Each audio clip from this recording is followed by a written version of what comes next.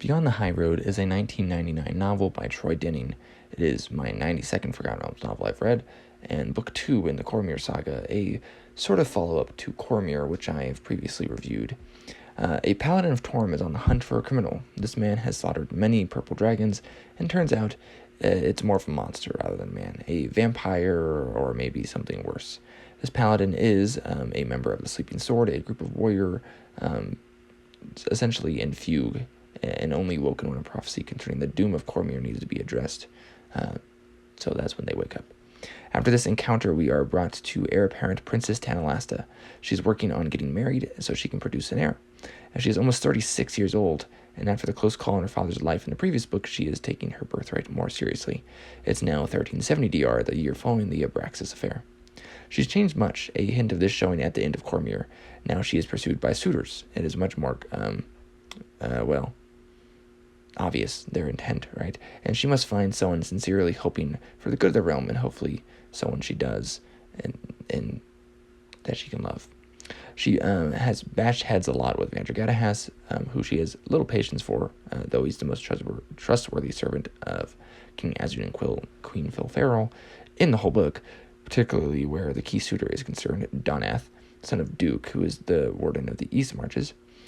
She's also turned to primary worship of Chantia, goddess of harvest. This seems an odd choice for the royal family, and that's met with disapproval by them.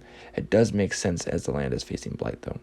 There is a great amount of Forest King nobility in this book, even a brief appearance of Kay and Gyogi Wyvernspur, who played a pivotal role in the first book, and the Wyvern Spur, though this isn't necessary to read before the Beyond the High Road.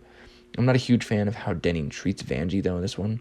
It's similar to how Karen Travis treats Dr. Halsey in her Halo novels, just not as bad.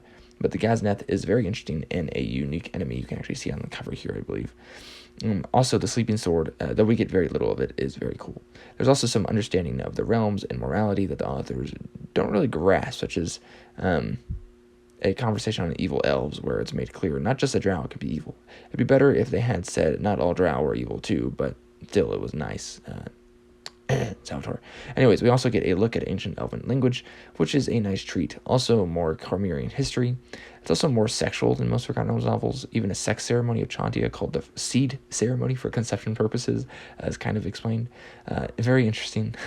But maybe there's probably some politics going around at, Wizards of the Coast, TSR, right around this switcheroo at the time. So I wonder what exactly was going on there. But anyways, it is definitely more sexual than most Forgotten Realms novels. That's not my favorite by Denning. It's definitely not his worst, though. Some nice moments, but I look forward to Greenwood having some of the reigns in Book 3, which is co-written by Greenwood and Denning. And I enjoyed Book 1 more. Also, while the first one can stand alone, this definitely feels like a setup for Book 3. And so you pretty much need to go into Book 3 to get the whole story. And there's some fun mystery in this story, though, and good action. So, it's a decently enjoyable Forgotten Realms novel.